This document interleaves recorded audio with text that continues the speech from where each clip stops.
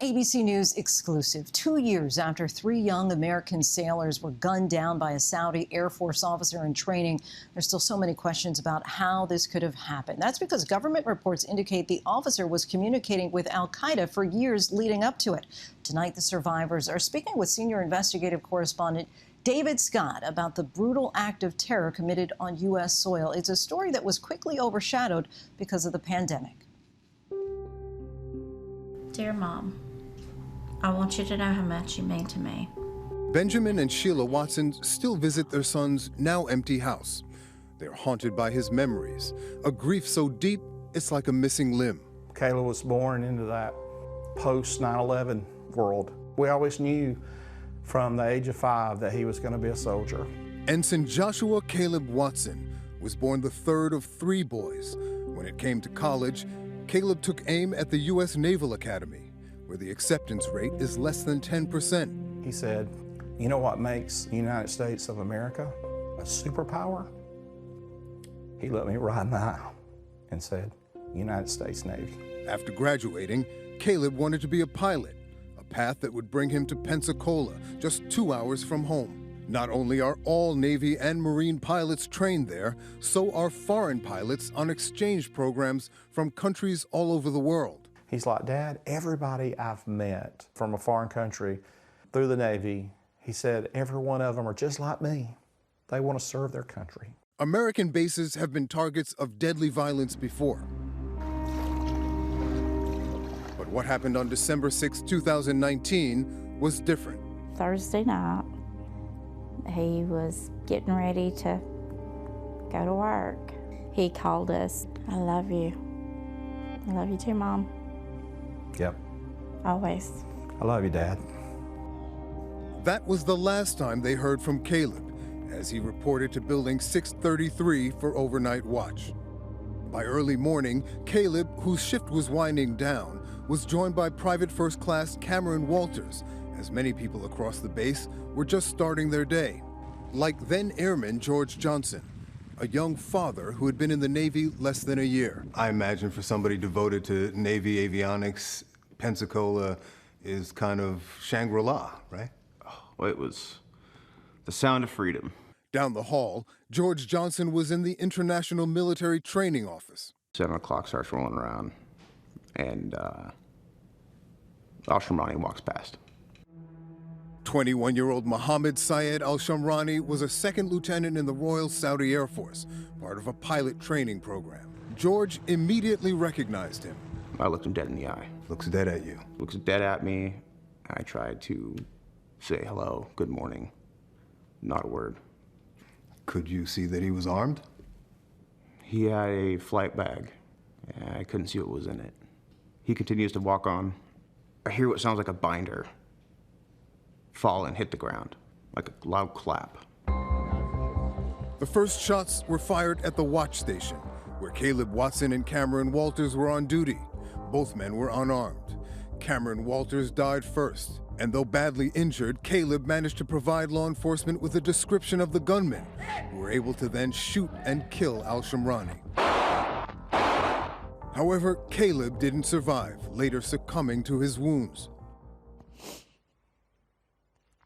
When I see the ones who did survive, that's because Caleb made it out of that building to get help. He saved those people. We knew that Caleb might make the ultimate sacrifice, but in Florida, on our own soil, from someone who came here with a purpose to punish Americans. And it's hard to believe that this is supposedly our allies. That call for accountability now part of a landmark lawsuit, pitting the 11 killed and wounded against one of the richest nations in the world. Nothing right now is gonna bring my son back.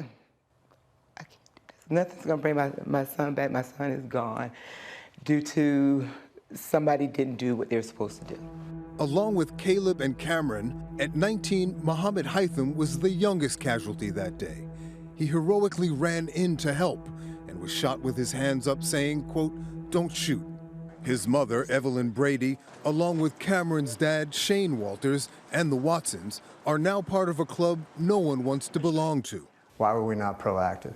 How did he even get to the base? How did he even get into the program? Al-Shamrani had been in the United States for more than 2 years, taking part in a training program sponsored by the Pentagon, a key piece of a security cooperation agreement with Saudi Arabia.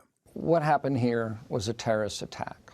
An individual that we invited into this country, that we went through a process to determine that they would be someone we could trust, turned out to be otherwise. In the months after the terror attack, government reports laid out a stunning profile of a man who had been in contact with al-Qaeda since 2015, who joined the Royal Saudi Air Force in order to carry out a, quote, special operation.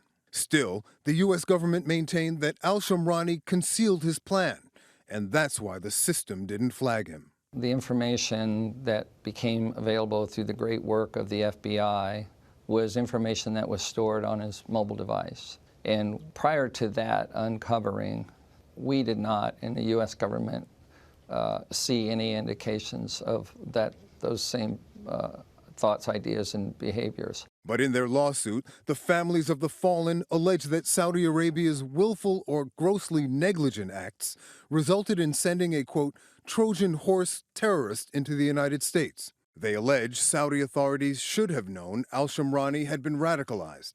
The Saudi government says his actions do not represent the Saudi people and has offered full cooperation in the U.S. investigation. At the time, President Trump said the Saudis offered to help the families and survivors, but now they're suing the kingdom and demanding restitution. The U.S. government is immune from the suit. For SHEILA and Benjamin Watson, every memory is precious. Everything their son KALEB touched is worth keeping, even if it's painful. This is the bullet hole from where he was shot in the thigh. I wanted to see what he went through. It also keeps me pushing so that another parent doesn't have to look at their son's or daughter's uniform like this. KALEB Watson's torn and bloody uniform, like his now empty house, a source of connection for these grief-stricken parents, and one of the few pieces of evidence they have of the terror attack that killed him. People ask me why I keep this house.